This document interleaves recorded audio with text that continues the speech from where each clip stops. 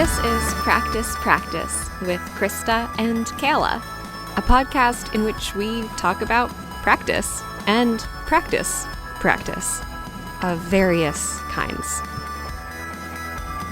Missed out all the times we had together. Think of whether we would actually have our time. Hi! Hi, Krista. Hi, Xena. Hi. Well, we are here today with Xena Brooks, who is a global citizen and published marine biologist, born and raised in Brooklyn, New York. Xena now lives and works in Sandefjord, Norway. Hello. Hi. Thanks for having me, Kayla and Krista. So nice to be on Practice. Welcome. So Xena, you have given us a very fun practice that stems from your own. For the people listening, all of the fans of the pod out there currently tuned in, could you give them a rundown of what you assigned to us for the past 2 weeks? Yes, definitely. So I have been doing this practice since, I believe, December 21st, 2016. And it is that I've done a photo or video every day through the 1 second a day app, kind of, and sort of on my own. Basically, it's quite simple. You just take a photo of something. It's even easier now with like the live photos where they're basically videos. And you just have a little memory, just 1 second of each day. It's a lot of fun to look back on and see what you've done. And it also, I found that it really helps me anchor my memories, because it's amazing how much you can be informed by looking at a single picture or looking at 1 second of video footage, and suddenly the rest of the day comes flooding back to you. So I've enjoyed it in that way, but I've also enjoyed it in the way that it's encouraged me to do more with my days. If I find that I'm having a lazy day and I'm having a hard time, like being motivated to do something, the idea of having something nice to put in my second helps just give me that extra push and get me going. And so I've really enjoyed doing it, I guess, as you can tell by the fact that it's been years now. It's sort of gotten to the point where my video would no longer be fun to watch, because the idea of it being a brief second but then going for an hour would probably be exhausting. I haven't watched the whole thing. But for a week or two, it's really nice and totally fill-inable, I guess. So I wonder how it's gone for you guys. Have you found that it's helped you fill your time, or has it been exhausting, or I don't know, what's the response? Krista? I love it. Me too. I love it. I mean, I'm a photographer, and I think it really hits on what I fell in love with in photography, and especially film photography, where there's kind of a delay between being in the moment and not really thinking about it. And that's, I think, also how you kind of coached us in, like, take a second, just take it while you're living, like, don't pay attention to the camera. And that is something I find incredibly valuable. And it's so much easier to do a second video on my phone than tote around my film camera at this point. And that feels great. And I love looking back at how much time I spend with my cat and my partner and my Zoom cohort. What about you, Kayla? Yeah, I mean, I didn't even think about how much of a like Krista appropriate practice this is, because as a photographer, like you've done many projects where you're sort of documenting your own life. I've never really done this before. Like photography is never, or recording things has never been like a part of my life in a big way. I've never been like a big social media person either, so I'm not like a sharer in that sense. But yeah, like having a second a day, I sort of not. It did not necessarily encourage me to adventure like it does for you, Xena. For me, it was almost like it was kind of interesting to do it kind of without judgment, because I would look back and be like, every day is the same. Every day is the same. And which is not necessarily like a bad thing. It's just like what my reality is right now. It's like, every day is the same, same bird, same partner, same, looking at a screen, occasional sunset. But it was really nice. I do think it lends itself to being a bit of a celebration of the mundane. If you choose to do that, and kind of, I know that one of my favorite periods was when I included just like the introduction to British Bake Off. And it was just like, though it was 2 or 3 days where all I did was work. There was nothing exciting at work. And the best part of my day was coming home and watching British Bake Off. So for like 3 seconds in a row, I did the first 3 seconds of the introduction. And it's really funny to look back at that 2 years later. And it genuinely brings me joy to remember the joy I felt in that little moment of relaxing. And it doesn't have to be. It's not like I climbed a mountain. I didn't achieve anything, but I lay in bed and I watched Bake Off, and that was its own kind of like Zen piece. Yeah.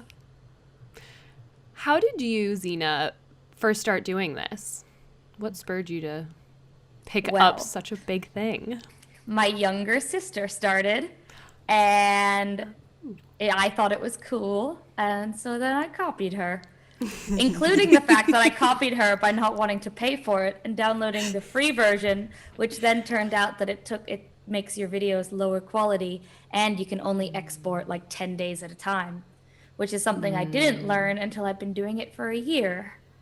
And so somewhere on my drive, I have, I guess, 36 videos of 10-day periods that I need to piece together. So if anyone is inspired by this, please don't go for the free app.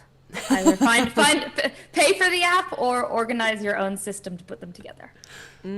Yeah, so for me, and if anybody wants to do this, what it looks like for me was just taking a quick, couple seconds video on my phone each day, then editing it down to like 1 second, and then adding that 1 second clip to a designated album. So it's not quite as like smooth as when we were just reviewing all of our 2 weeks of doing this, and Xena's was like a beautiful montage smoothly through all of the 1 seconds compiled together. But it also works as just like an album full of seconds.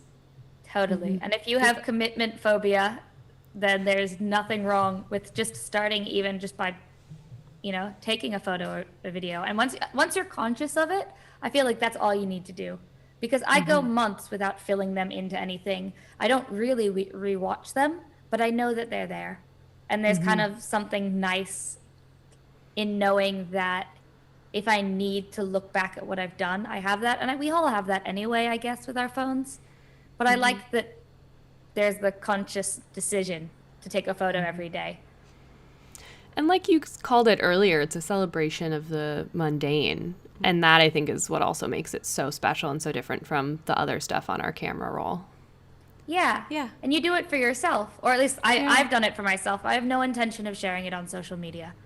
I really just want to have this. And it's one of those things that like in the last year, I've lost sort of some close family members, and little moments that wouldn't have had meaning, even when I took them, they weren't that important. Taking these photos of just sitting at the table or standing in the elevator, like making faces in the mirror, little moments, because I did second a day, I chose to preserve those otherwise ordinary moments, and now they're really special. And so I think it kind of does act as a bit of a time capsule as well. Totally. Hey, does your sister still do it? No. I don't think she does. I should ask her. Maybe, should I record myself saying both no and yes, and you can edit it, whichever one turns out to be right? Well, I mean, I asked because you come from a family of, well,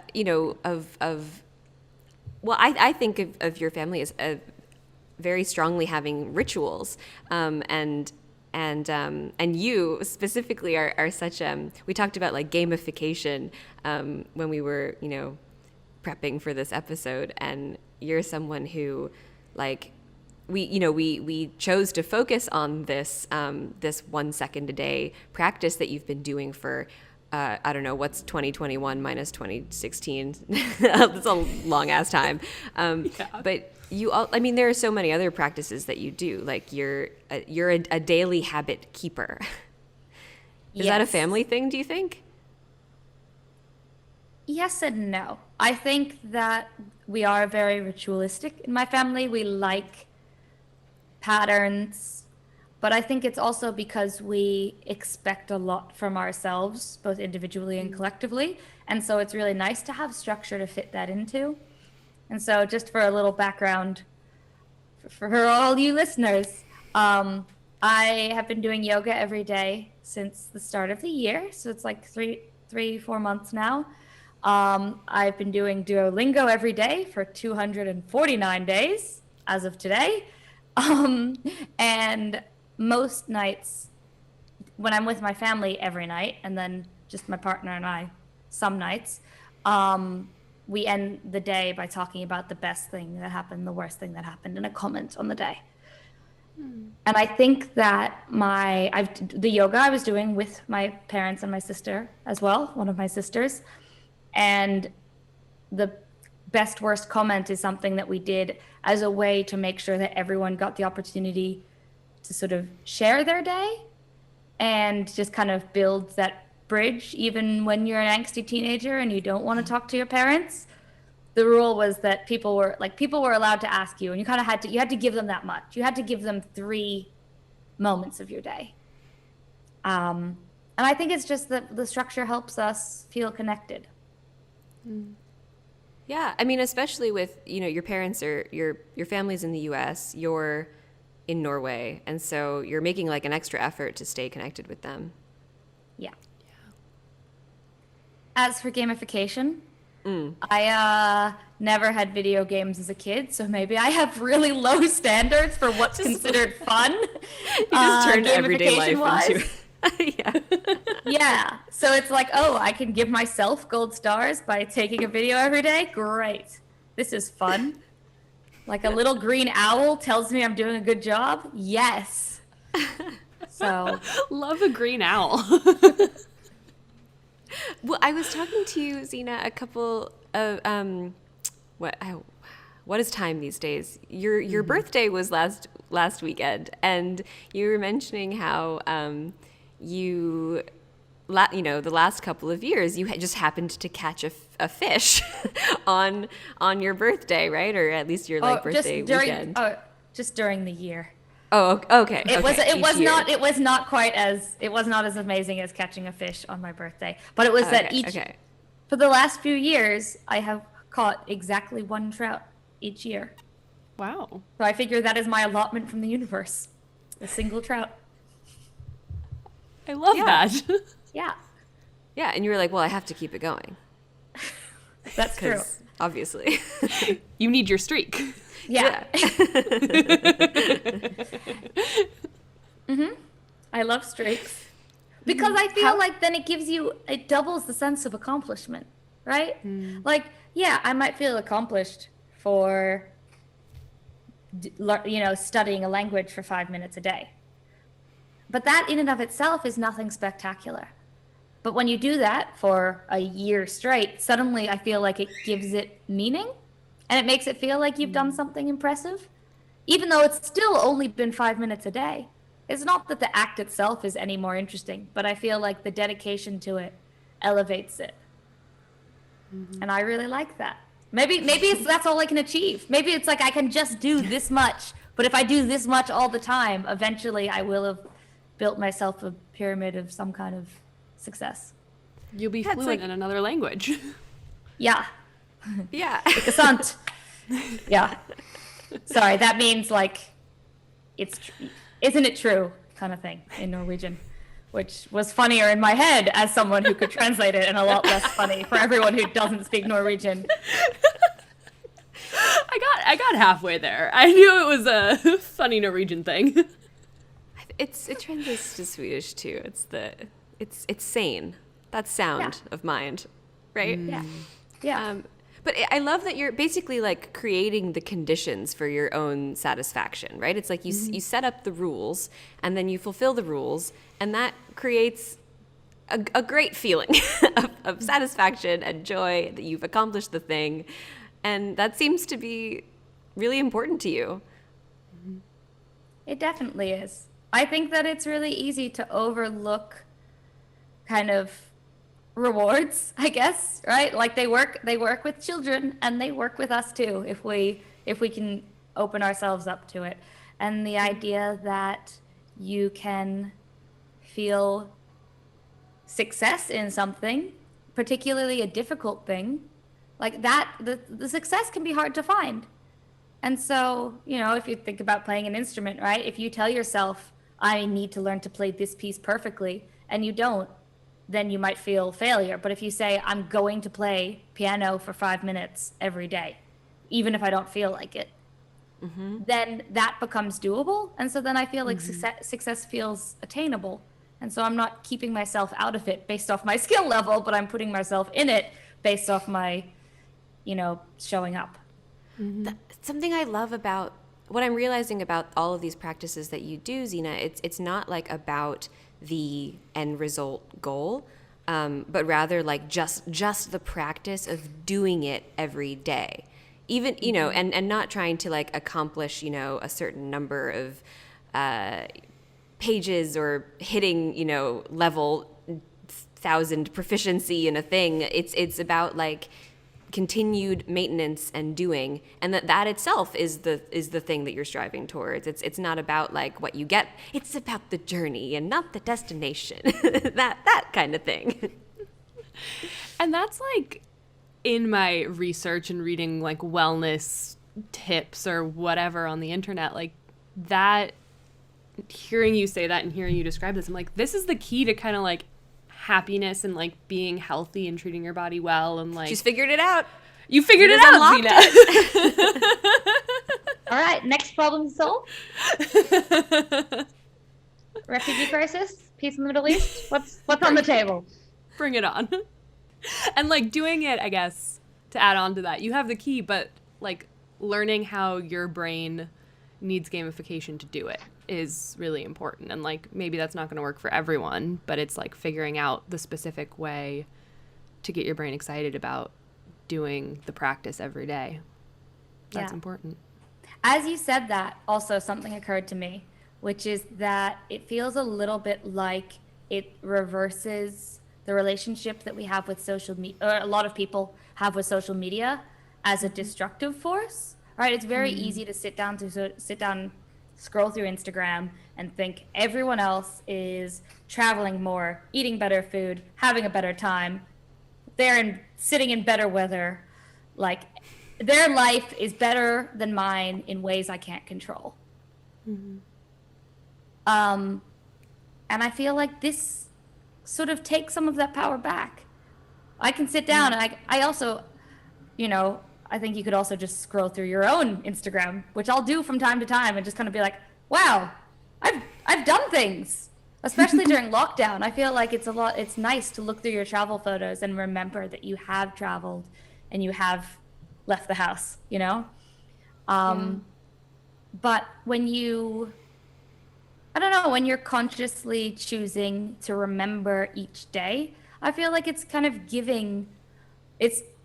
it's taking your own life seriously, kind of in a way that is easy to brush off or talk down to. Yeah. Do you think of the 1 second a day as like, will you actively choose your 1 second as like the highlight of the day, like the best thing to happen? Or do you include things that are like, yeah, this was a shitty day and this shitty thing happened and that's going to be the second?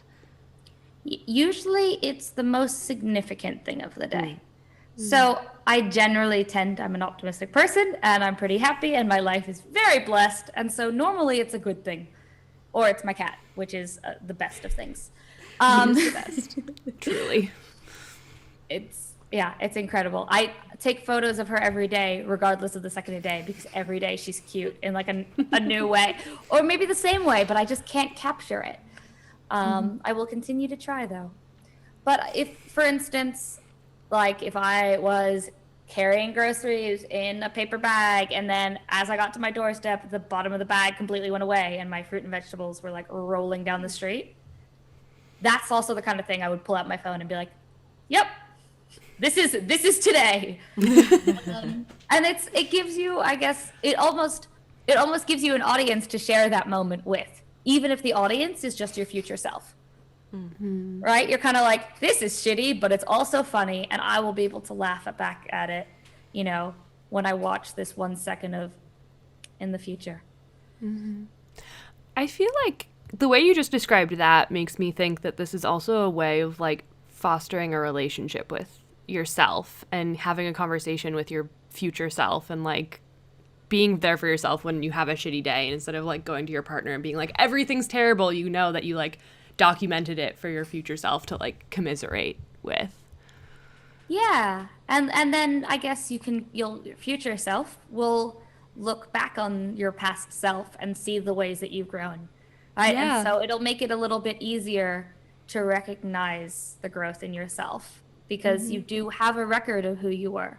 And I mean, I think we have that anyway. And social media's, you know, has done the memory kind of reminder where they'll tell you where you were 10 years ago. But this is private, I guess. Yeah. This you can choose how you want to share it. And to me, that makes it a lot, it feels like rather than you on display, it's like a journal, right? It's a diary, and you can show a side of yourself that you might not want to share with anyone but yourself, and that's okay. Yeah, I wanted to talk about like the relationship between the 1 second a day practice versus like journaling, because it's a diaristic practice. But I think one thing that's different about it is it's not, you know, in a journal you might be sort of like hashing out your thoughts and feelings and angst and all of the existential stuff that you're dealing with. But what's really kind of lovely about the 1 second a day thing is it's really non-judgmental. It's just documenting like a thing that happened, and it's not trying to contextualize anything or figure out why or you know, return to your childhood. It's just like, yeah, this is existence. This is like the life. This is the life I'm having right now. And there's not like work you're trying to do about it, which is really kind of a relief. Absolutely. And you're not adding anything to your day. I think that's why I've been successful with maintaining this practice for years, right? Because I'm not looking at myself to sit down and write a diary entry every single day. I'm trusting myself to grab the thing that's in my hand at all times and take a photo, which I can do, you know, effortlessly. And so it's not adding to the things that I do each day, but it's allowing me to get more out of each day at the same time. Yeah. Yeah, and it's like lowering also the standard of accessibility too. It's like you're not, you know, some people might get like intimidated by a journaling practice where you're just like, I have to write a whole page of what? Yeah, Xena's raising her hand. Yeah, like, or you know, learning a language or practicing an instrument or doing yoga, like all of the things that you might be practicing. When you take away the focus from like doing the thing well to literally just doing the thing, and if you do the thing, then you're accomplished. Like, you know, you're not saying like I have to do excellent yoga every day. You're just saying I have to do yoga every day. Like it could be like not the best practice you've ever done, but you did it. Well, actually, on that note, I have a rule for myself that I've yet to actually have to use. But if I don't want to do yoga, then I don't have to do yoga. But I have to unroll my mat. I have to set up my iPad on its stand. I have to put my AirPods in and get my pillow and get my blanket. And I have to lay on the mat and be on the mat for at least 20 minutes. So if I don't want to do yoga, I don't have to. But the truth is, I don't like sitting still. And so I'm not going to sit still. I'm going to do yoga. I mean, And it's- laying on your yeah. mat is still yoga. It's true. But I'm not good at that kind of yoga because that's the thoughtful, reflective, slow yoga. Yes. Yeah, it's just like getting yourself to the desk, getting yourself in the pool, putting yourself in the place where you do the thing, and that in itself is the goal. Yeah. And if I find that I need to lay down one day and just think and just breathe, then I have that option. And I welcome that. And so I think it's nice. It makes me feel like I'm not doing yoga to lose weight. I'm not counting calories. I'm not looking for an end goal out of it. Like you said earlier, Kayla, I'm looking to be there. And if I'm there, then I've done it. And second a day is kind of the same. Wow. Yeah. Go figure. And the second a day is a nice intro, because it's a second. Like, and motivation begets motivation. So knowing that you can do a second a day makes it feel like you can do anything for, the 5 minutes for whatever, the 20 minutes for yoga. I think it seems like a snowball effect in terms of daily practice. Definitely. Also, on a kind of different tangent of second a day benefits, it is incredible how much information your brain can store kind of in a picture or in a second video, because I feel like it's very easy to not remember what you did yesterday. It's even easier to not remember what you did last week.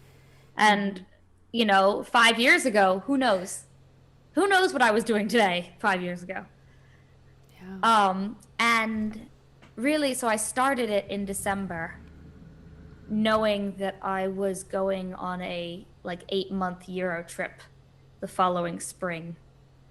And that's kind of what motivated me to start, was this will be really fun to look back on my travels. And then I got hooked after that. But in terms of being a travel log, it was fantastic. And when I look back on those seconds, there are so many memories stored. Like, maybe it's a bowl of pasta that you see, but in that bowl of pasta, I go, oh, that was when Tom and I showed up in Florence at 10 o'clock at night, the day before a public holiday, and everything was closed, including the hostel. So we had to semi break into the hostel with someone else coming out. We sort of we're standing at the door and ducked in, but there was no one to greet us, and there was nowhere that was open except for this one 3-star or 5-star fancy restaurant where we ended up having an incredible meal that we at 11 o'clock at night. And all of that is stored in looking at the pasta that we had as an appetizer, because that's what it is in Italy. And it's all of these layers of experiences that could be easy to forget as just oh yeah, that's a night we were exhausted and couldn't get into the hostel. I have to just give a warning here, though, that Xena has an obnoxiously good memory anyway, though. So I mean, yes, this is a helpful practice in remembering little moments, but So if anyone wants to know a poem that Kayla wrote in 6th grade for an English assignment, just drop me a line and I can recite it for you. yeah, it's freaky. Oh my gosh. I will just make that request later. I just remember things I care about, and my cares turn out to be you and pasta. So sue me. Good things to care about. I love the idea of these seconds of days, the 1 second a day, as just a data point. That it's just a data point that represents the things that were going on that day, and how non-judgmental that is. And even if we have a year of just sitting at home because it's the pandemic, still having 365 seconds of staring at the wall is a significant kind of trend. If you think of it as data collection, it's just interesting. whether or not it's like a highlights reel, it's still interesting. It's still significant because it's what your life was about. Yeah. And I you don't know, maybe that's mentioned, depressing.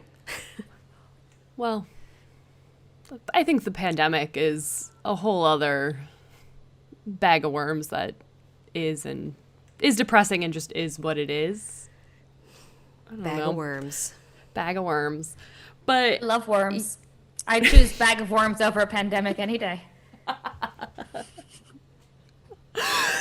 that reminded me of your attitude of when you skip days, Xena.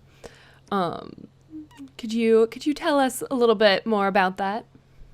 Yeah, I think skipping days is fine. Because it's about the general experience. And I find that the days I skip fall into two categories. One, they're either dull and nothing exciting happened and I didn't photograph anything.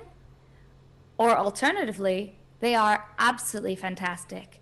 And I had such a good time that I actually lived in the moment so much that it didn't occur to me to take a photo or video of it. Or it felt like it was a precious moment that I didn't want tarnished by the presence of a phone because that would interrupt other people's experience in that moment.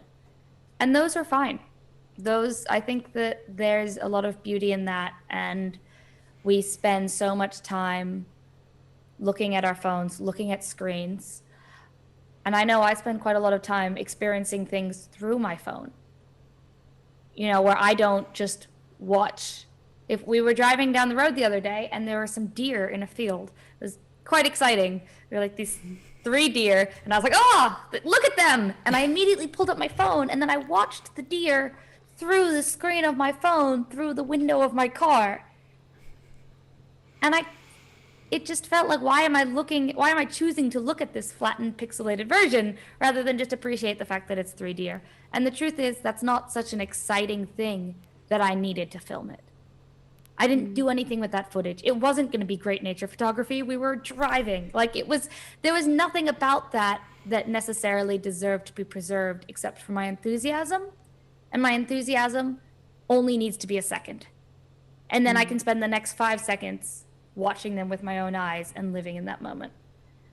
And so I actually think that the 1 second a day has trained me really well to record stuff. And now it's a matter of learning to just accept the 1 second and then move on to living the rest of the moment.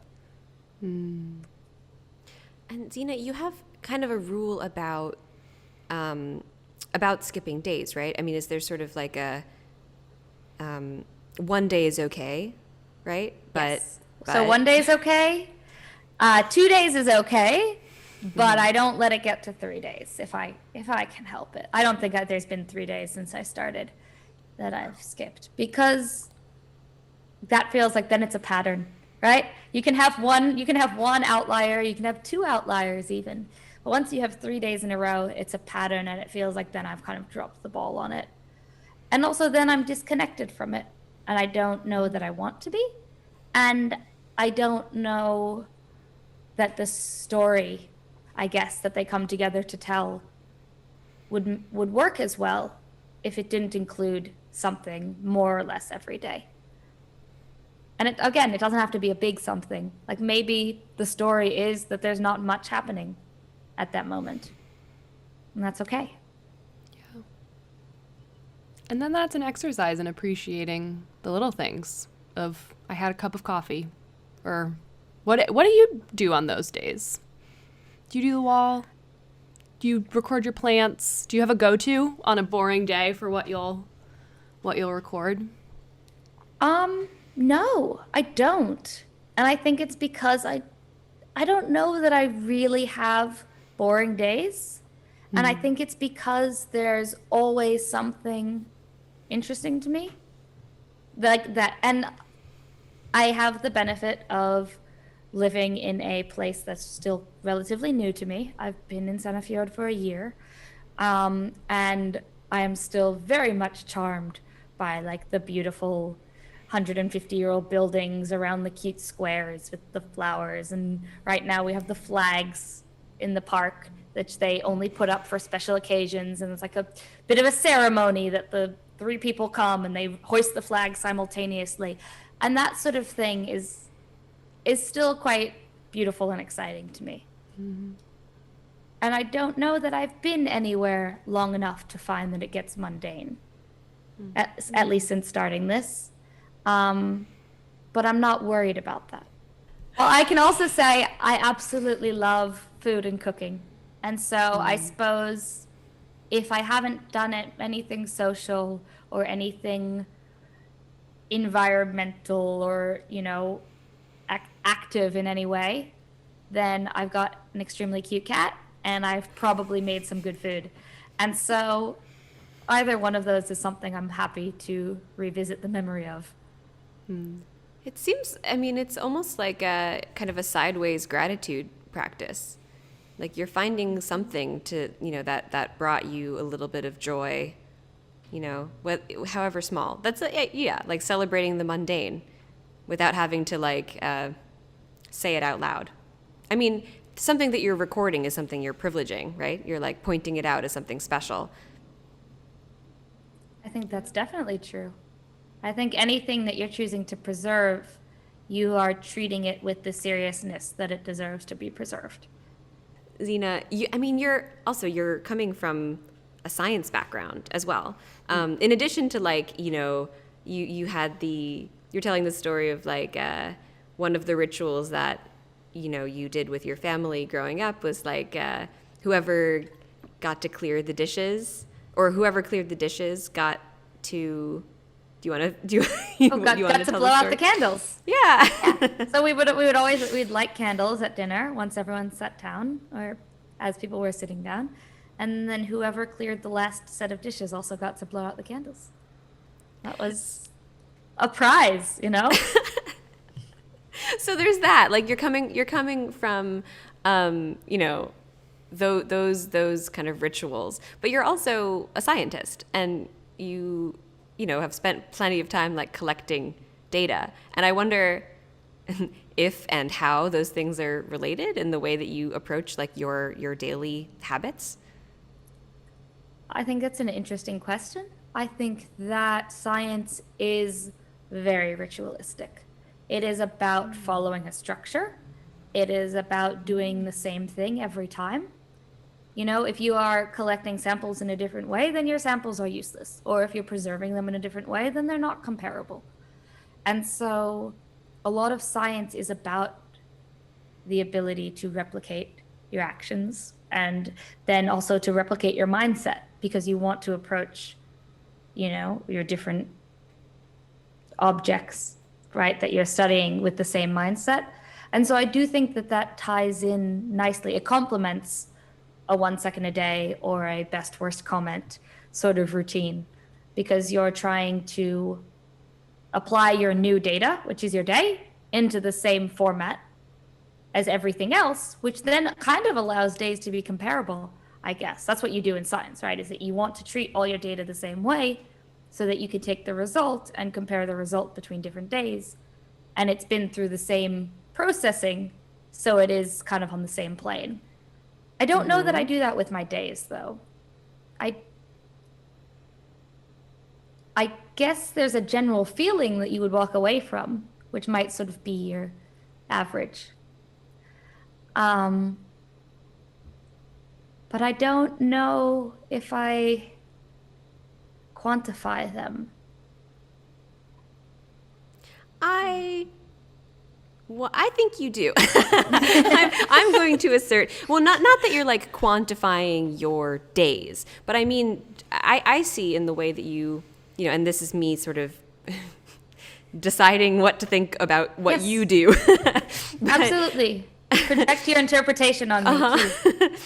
But I remember one time a few years ago when you were still in school, in your marine biology degree, and you were designing an experiment for crab territoriality.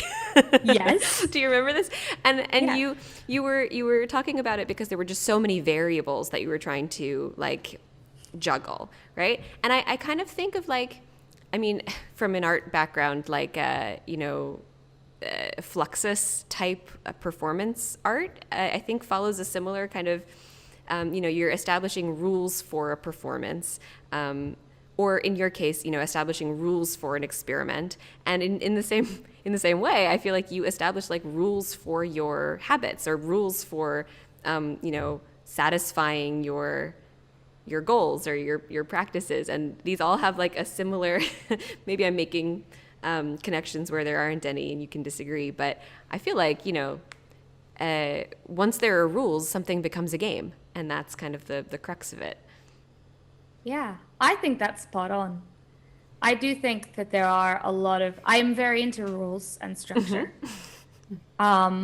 Because I think it gives you like a stage on which to perform, or like it's like having a desk, that you come to the desk and then what will happen when you're working. And I like the routine of that.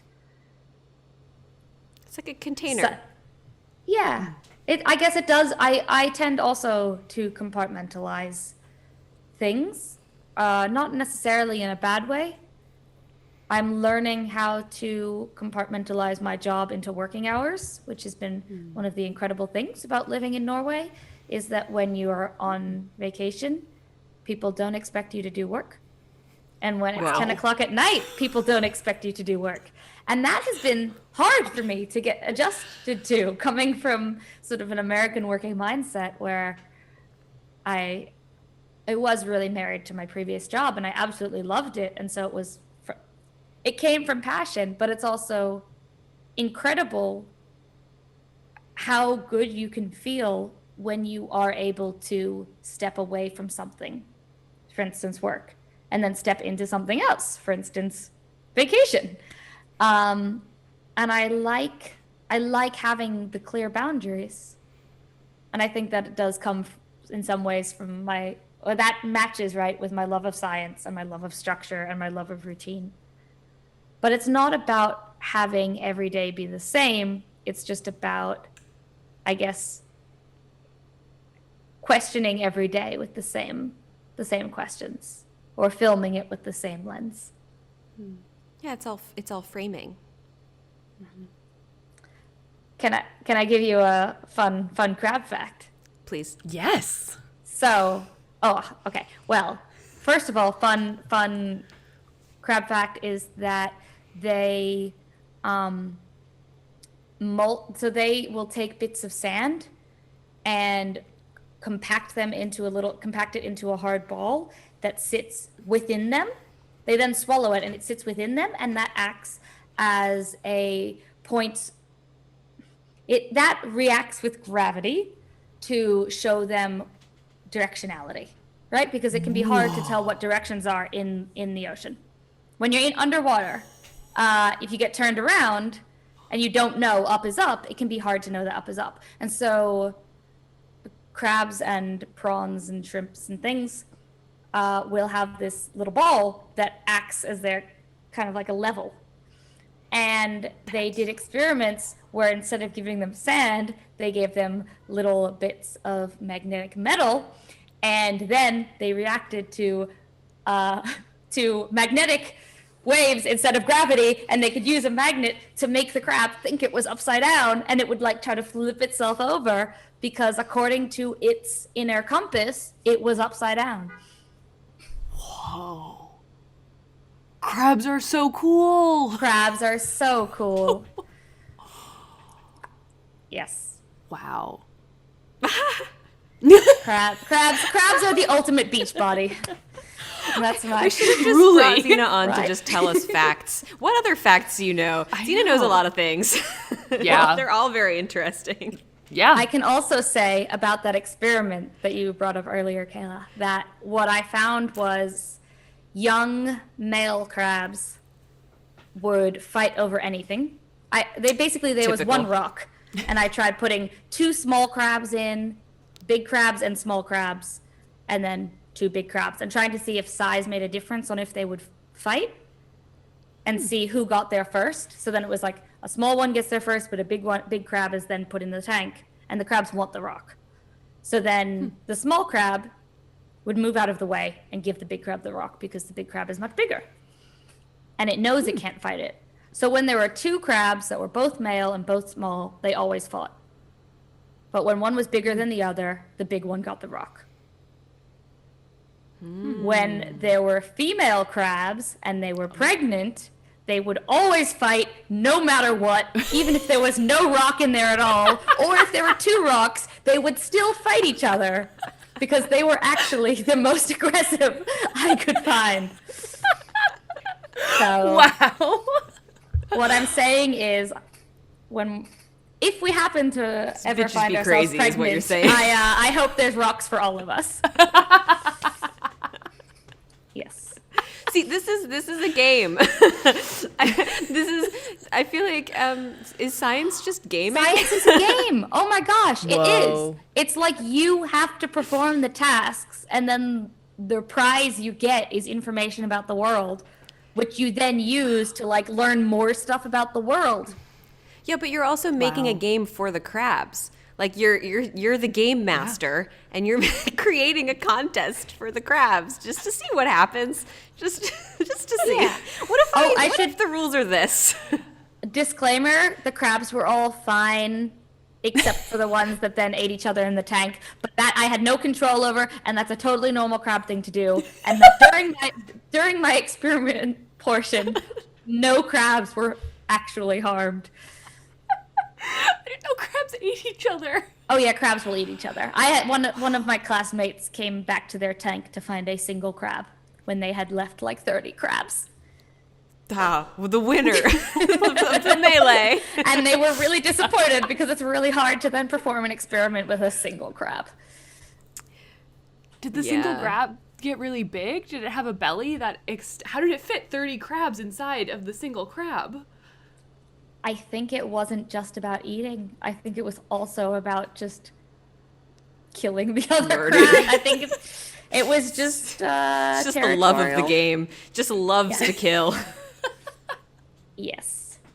So, on a related note, we need more marine protected areas so that every crab can have its own backyard and they don't need to stab each other with their snappy claws. Yeah. Yes. Moral of the story. Practice, Give crabs practice. their space. Endorses more marine space. Stay for out of the crabs. way of pregnant crabs. Xena has very interesting marine biology. She was explaining one time some parasites and like the things that they do. That's a whole good thing. Parasites and Xena's knowledge of them. Well, you discovered You can't see it if you're listening, but I am aggressively nodding. Yes, I named a parasite. Its name is Cardicola moguli, if anyone's interested, and it lives in the heart of rabbitfish. Cute. And it's, yeah. I also like the name you chose. Thank you. Its name, so Cardicola is the genus, and that is not something I chose because that is what it is. Moguli comes from my dear family friend Anne Marie Mogul, who always wanted to be a zoologist, but she's like 98, I believe. And back in her day, women weren't allowed to do science because, you know, it was far too manly for a woman to be able to invent things, even though they generally did most of the work anyway. And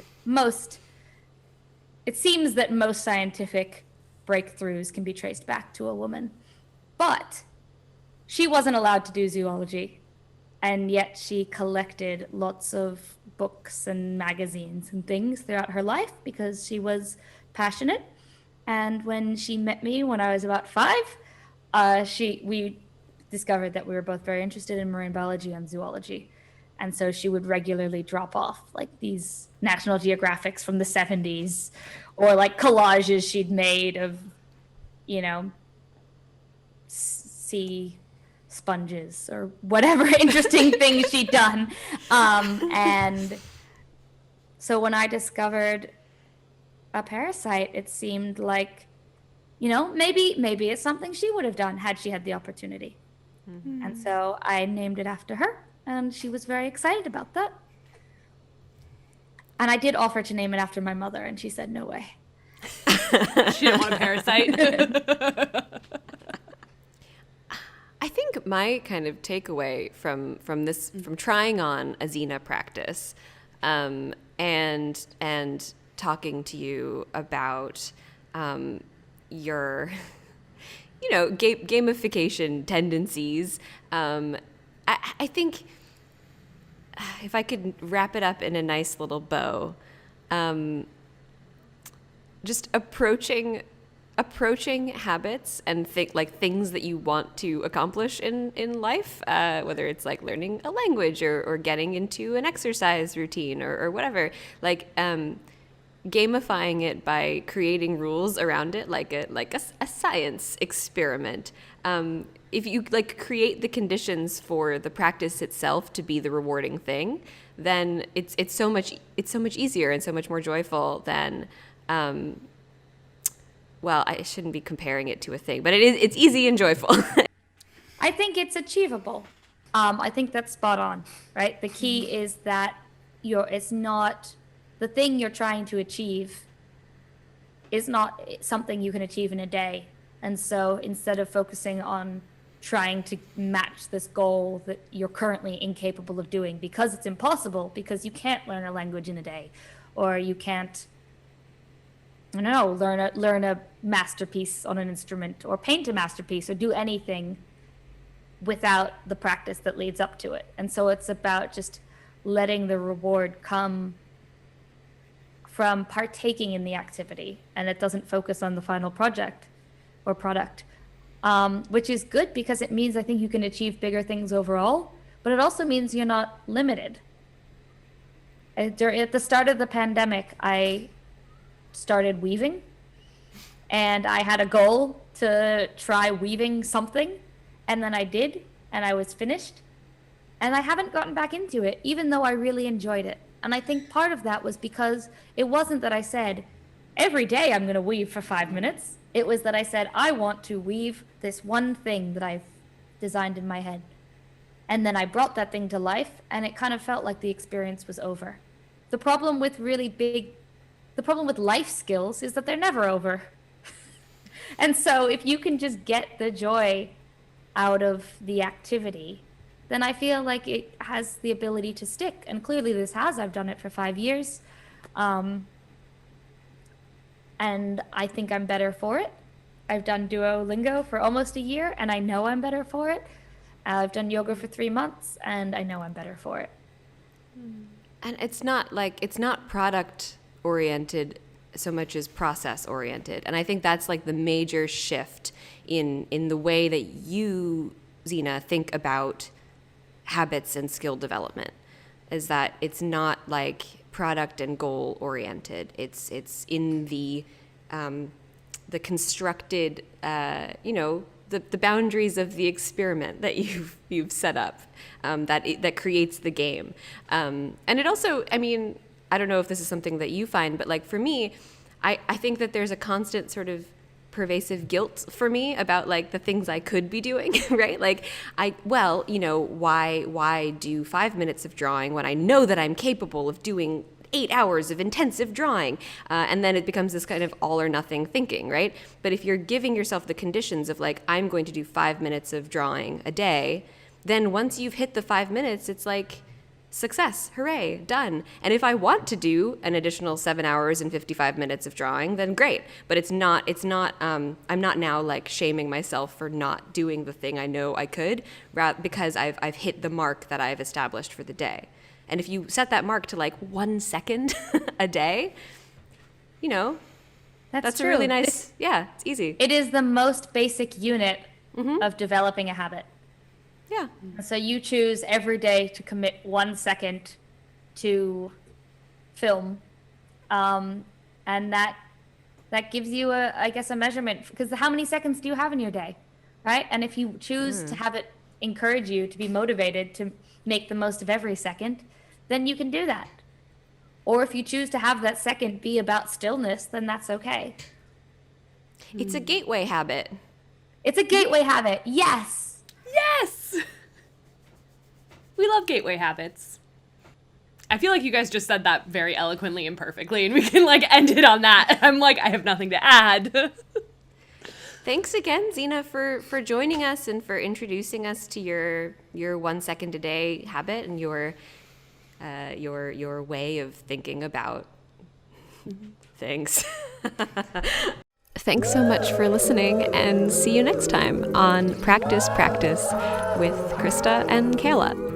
Thanks to Xander Wickstrom for the use of our theme song, What Do I Do Now? A real bop.